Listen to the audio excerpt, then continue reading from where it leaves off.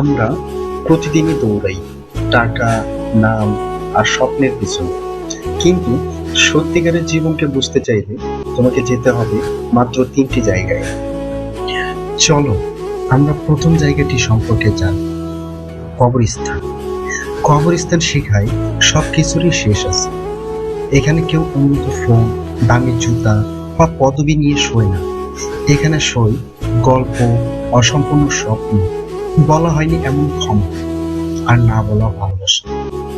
নিজেকে প্রশ্ন করো, আজ যদি শেষ দিন হয়, কার কাছে ক্ষমা চাইতে চাই, কাকে ভালোবাসি বলতে ভুলে গেছো।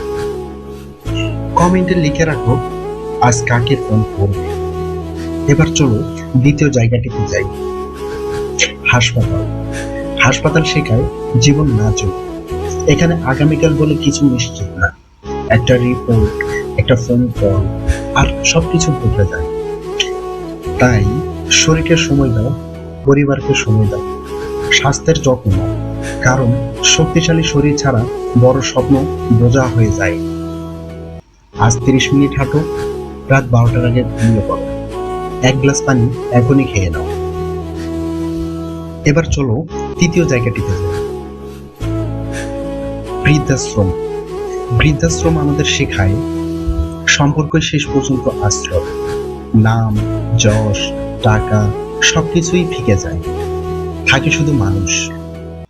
মা বাবার হাতের শিরা, তাদের কণ্ঠের কাঁপুনি, পুরনো গল্প, এগুলোই জীবনের আসল লাক্সারি। আজ যদি সময় না দাও, কাল হয়তো গল্প থাকবে না।